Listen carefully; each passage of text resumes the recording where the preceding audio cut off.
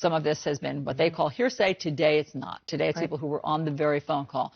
Do you have any sense of how the White House is going to be responding today? Will the president be watching? Will the president be live tweeting? What's the plan? As you might recall, last week we were told very emphatically the president is not watching, and the president then proceeded to tweet about the hearing and watch it. So my assumption is generally that he is watching it. I think he didn't watch the first day. I think he is going to tune in here because Vindman in particular is somebody there has been so much discussion about how the Republicans want to handle this. They're in something of a wait-and-see mode. They need to see what Vindman says. They need to see what Williams says. They are going to try to question things like Vindman's loyalty to the president. That becomes harder. He's a decorated war hero. He is somebody whose credibility is extensive just in terms of service to the country. And I think that Republicans, in a related but different way, as they were last week with Yovanovitch, are in something of a box on trying to go at him too aggressively.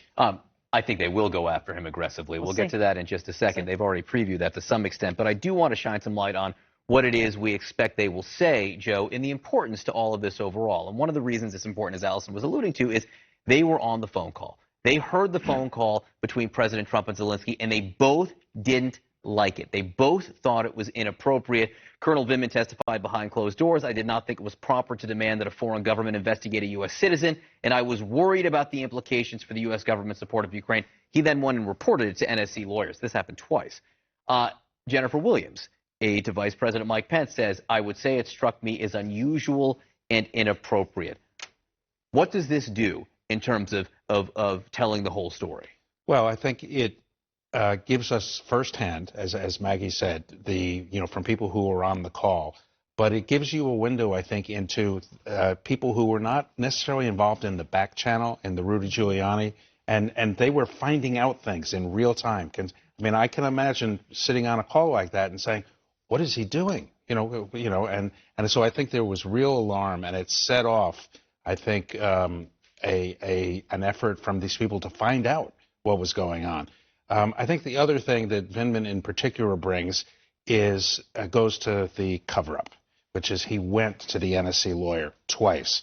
This by accident got onto the secret server. That's going to be, I think, a big part of what the Democrats, when they come to writing articles, will be a big part of it. To your point that Vindman will actually be able to say when the pieces of the puzzle started coming together. Here's another moment from his closed-door hearing that I want to read. He says, on the 10th of July, it became completely apparent what the deliverable would be in order to get a White House meeting. That deliverable was reinforced by the president. The demand was, in order to get the White House meeting, they had to deliver an investigation. So Zelensky really wanted a White House meeting, and of course he really wanted those $400 million in aid. So here's the moment on July 10th. That's early. Yeah. When Vindman puts the pieces together and figures out that it is, quote, completely apparent. To your point, Maggie, the Republicans, it seems like, will go after him. And the reason that John said that we have a preview of that is because Senator Ron Johnson, who was involved in lots of Ukraine meetings, this was one of his issues, sent a letter yesterday to House Republicans sort of spelling out his take on all of this, and what he suggests without presenting any evidence, I mean, truly baseless claims, is that it's possible, he says, he even uses the word, it's possible, that Vindman was somebody who didn't support the president's agenda. Right. To be clear, I didn't say they're not going to go after Vindman. I said they're in a box on going after Vindman, and there's a big difference there in terms of the challenges that they face for trying to attack his credibility. I think what you're going to see them do is areas where they can suggest that Vindman doesn't have firsthand knowledge and is going beyond what he knows on putting pieces together. They're going to suggest that that shows an agenda. A lot of this is going to come down to how credible a case Vindman can make as he is sitting at that table and talking about it. From what we have seen of the transcript of his closed-door testimony, and certainly what Democrats have said about it, it came across credibly. It came across as somebody whose story was consistent on what he knew, that everything he described is something that he reiterated again and he could back up. But they are going to try to poke holes in areas where they're going to say, this is your feeling about the president. This is not based on fact. And I think what Dan Goldman will try to establish right at the top is the distinction between helping the president implement his policy, which he has every right under the Constitution to pursue, pro-Ukraine, anti-Ukraine, and the president abusing the power to have personal gain.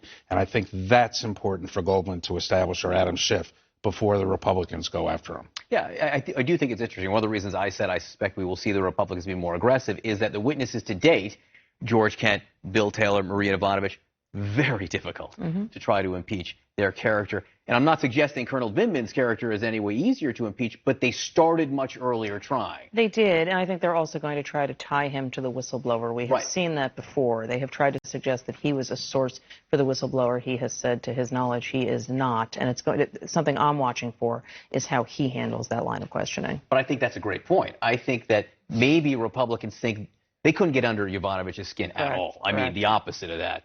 Unflappable, to say the least. George Kent and Bill Taylor are the same thing. I think Republicans think maybe they can, they can provoke Vindman a little bit. They think they can provoke Vindman a little bit, and I think they're hoping that there's going to be some flare of temper, or again, there'll be some inconsistency, although that certainly did not occur before when he testified. I think they're also hoping they can find some daylight between Williams, the Pence aide who was on the call, and Vindman in terms of what they say about it.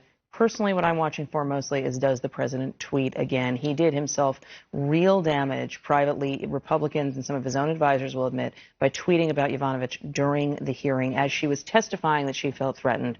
So we'll see how this gets handled. What was that damage? What does that damage look like to the Look, at minimum, it raises the questions of bullying, temperament, and so forth that we have had raised with this president repeatedly. It could also add an article of impeachment. It could contribute to a witness tampering allegation. One of the things that we know that Mueller considered in his many considerations of obstruction of justice incidents or potential obstruction of justice were tweets, and there were more than one, and it was tweets aimed at Michael Cohen, for instance, or tweets talking about other people who were before the Manafort probe. I think that if he does that here, I think it is just going to raise the bar higher again. The other thing is that Republicans, while in public, try to laugh off or brush off tweets in general from the president, what truly worries them is the unknown. They just don't know what's around the next corner or around the next 280 characters. And when that came out on Friday, that was an blank moment from them. Well, it was also the opposite of what their strategy had been. Their whole strategy had been to handle Yovanovitch very carefully,